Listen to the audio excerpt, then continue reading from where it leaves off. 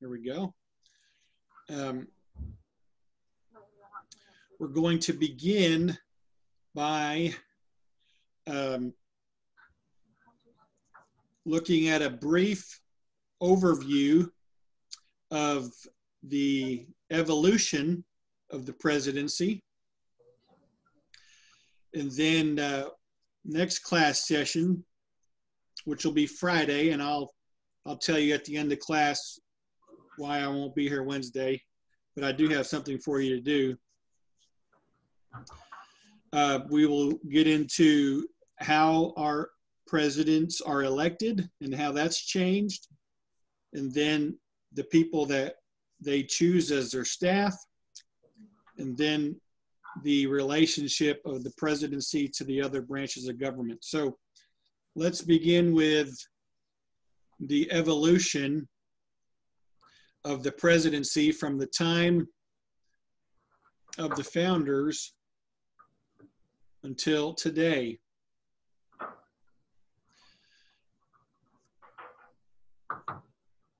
Now, what was a major fear that our founding fathers had concerning an executive office?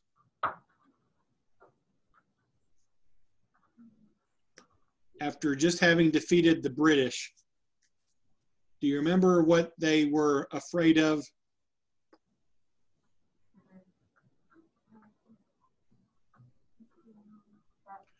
Remember that they had been excessively taxed by England, and King George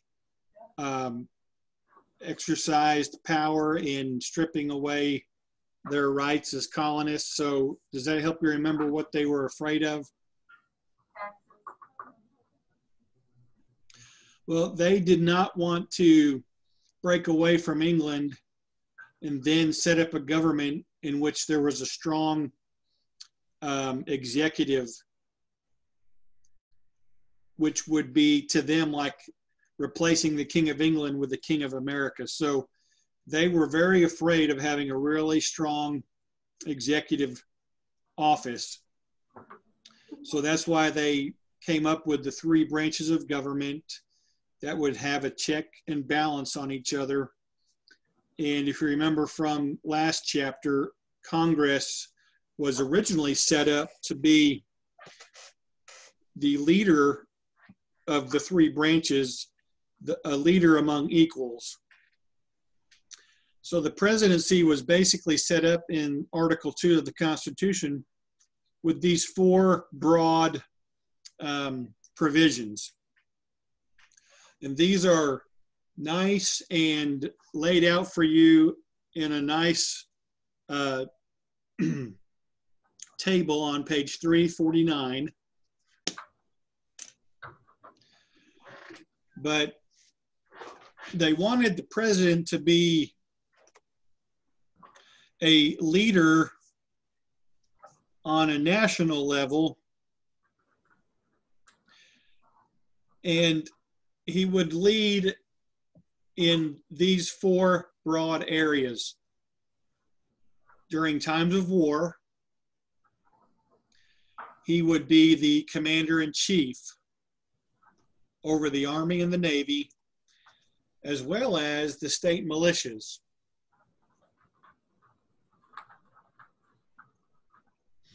And then he would have diplomatic power, and he would be the chief diplomat.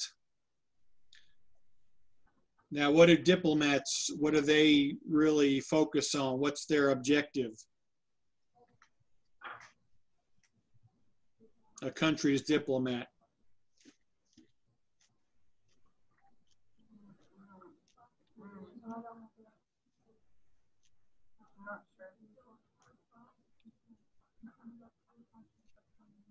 I thought I heard something.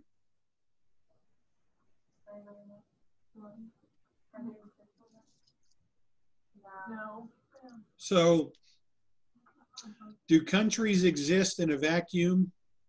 That is, do they just exist all by themselves out there and never have any interactions with other countries?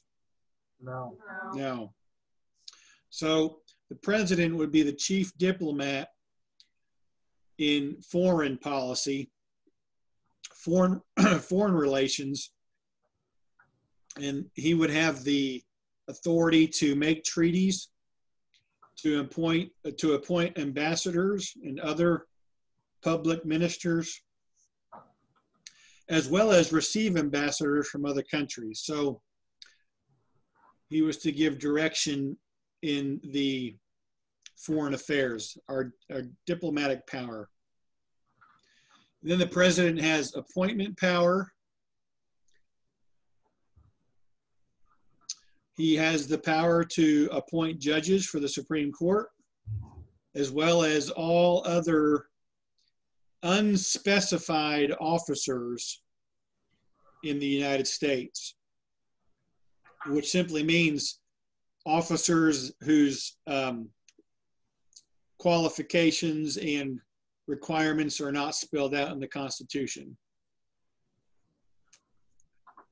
Now, those last two things, these two things in the middle here, these are things that the president has authority to do with and by the advice and consent of the Senate. So even in a couple of these things, the president is constrained somewhat so that he has to have the consent as well as advice from the Senate. An example that illustrates this, last year, President Trump's appointee to the Supreme Court, Brett Kavanaugh, even though Trump picked him, he did not have a free, it wasn't an easy road to becoming a Supreme Court justice. He had to go before a committee that was composed of senators and representatives. And then he had to be voted on by the Senate and get, I believe it used to be 2/3, maybe 75, but now they just have to have a majority. So if there's 100 senators, he has to have 51 in order to become a Supreme Court justice, and he did. The fourth broad provision is legislative power. The president will be the legislative leader. He will, from time to time, he will give reports and information to Congress. And about twice a year, you will probably remember the president being on television giving a speech to Congress called the State of the Union Address. The president makes recommendations to Congress. The president has veto power to veto legislation. So those were the four broad provisions that our founders gave the president. We could also classify them as the president is to be head of state, as well as the head of government. And I'll have these slides on the course homepage today. So that is a look at what the founders envisioned and what they encoded in the Constitution. Any questions? No. So even with these four broad provisions, the founders still felt like the Congress should be invested with a little bit more power and authority. And the president, while being the head of state and being kind of the figurehead for the nation, would not have the ability to just freely reign as he pleases. he would be kept in check by a Congress. Now, that's what the founders envisioned, and that's how the presidency began, but it has evolved in 240 years, the office of the president. Before we look at these things, there's two things that your textbook mentions that are key factors that have helped to change the office of the presidency. Number one is the president is chosen by national elections. That is, all American citizens who are of legal age to vote can be a part of the process of choosing the president. And so this is different than the members of Congress, because the members of Congress were chosen by the people of their state, or even for representatives, a smaller number of people in their district. So the presidency is more of a national office, and presidents through the years have taken advantage of that truth to basically exercise more power by appealing to, well, I am elected by all the people, and therefore I believe that we need to go this way. So national elections, and then the presidency is also unique in that it is a singular authority. The president basically, he can consult with his vice president and his cabinet, as well as other advisors, but ultimately he has the authority to make decisions. Congress, on the other hand, they have to work through committees, and they have to work across the aisle with the other party. They have to reach a consensus, and it can be a much more complicated, drawn out process. Whereas the president can simply consult advisors, maybe even consult senators from his same party, and then move in a direction that he wants to go. Singular authority. So those are the two big factors that have enabled presidents to change the office of the presidency.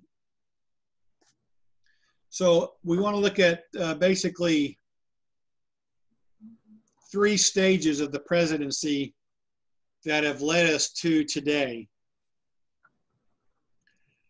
We had the early presidents, and this would be the first 6 presidents, Washington to James Monroe.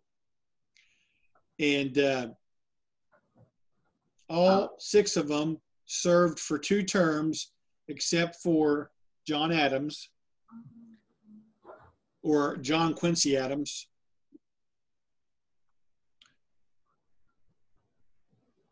No, that'd be John Adams, sorry, the first Adams. And keep in mind that this was before there was a constitutional amendment that said presidents can only serve 2 terms. If these men wanted to, if George Washington wanted to, he could have served until he died. But after his 2nd term, he chose to step down, and he set a precedent that all presidents followed except for FDR. FDR had served in 4 terms, and he did die during his 4th term, and it was after that that they added the amendment that presidents could only serve for 2 terms. But what this shows is that these early presidents understood what the Constitution called for, that the presidency was more of a representation of all Americans and it wasn't as strong as a lawmaking. Well, again, they were to help enforce the laws. They did not make the laws. Congress did that. And they were simply to enforce the laws that Congress passed.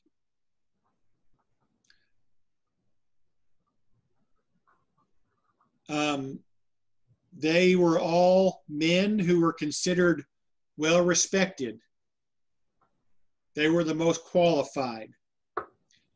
They were still coming out of a mindset from England that the upper class, the aristocracy, the well-bred men should be the ones who govern. And even, for example, 4 of these men were from Virginia, 2 of them were from Massachusetts. But that did not mean that they were representing Virginians and Massachusetts citizens. How would you say that? Would you say Massachusettsians? That's a tongue twister. But anyway, they were just looked upon as better suited for politics. You still had that idea of an upper class that is more well suited, more qualified to be in office. So these men carried themselves with dignity. They did not have a lust for power. They understood the situation that we had come out of with England, and so they understood the Constitution was giving them modest power, but certainly they didn't want to abuse it. And so that was the early presidency. And so we would say they were most like what the Constitution actually called for. The second period came about with the election of Andrew Jackson, our 7th president. He is the first president to not be from Virginia or Massachusetts.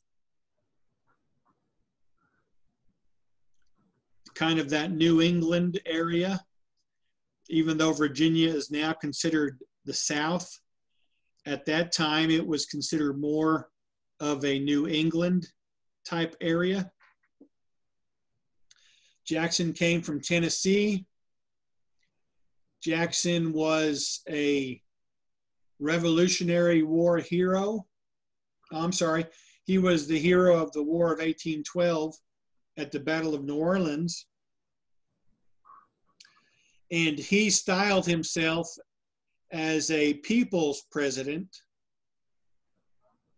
He kind of broke the mold that the president doesn't have to be someone from a upper class family that has a lot of land and a lot of money. He lost the election of 1824, and he felt like he was robbed of the presidency because he had won the popular vote, but the system that was in place with the Electoral College gave the presidency to John Quincy Adams. So he led a change in how presidents are elected, which we'll cover on Friday. But he led in a way that really moved the presidency towards being a office for all of the people. You'll notice here in the middle that during his 8 years as president, he executed 12 vetoes.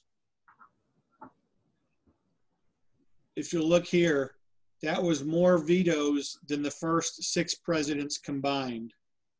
So he used his veto authority much more. And so you're seeing there a shift towards the president exercising more power. Now, one of the really deep, dark stains of Jackson's presidency is that he signed the legislation for the Indian removal. He was highly bigoted toward Indians. And you can see here that he ignored the Supreme Court in ordering the Indian removal. So the Jackson presidency was the beginning of the second stage in which the expansion of the presidential powers began.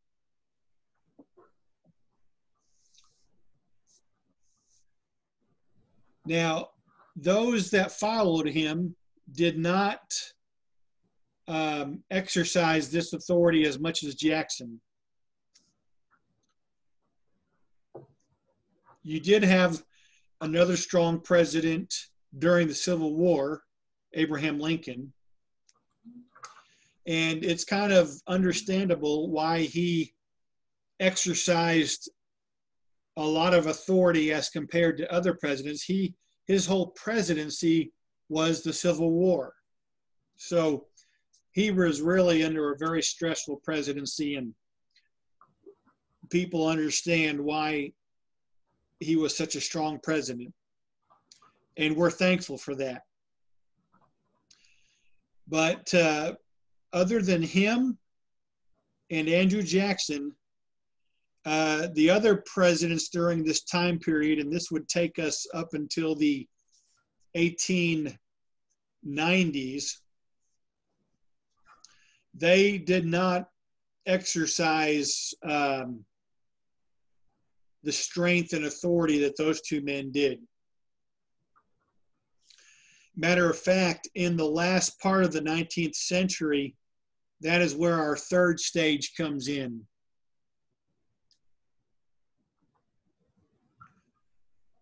Now, the slide up here says Congress strikes back.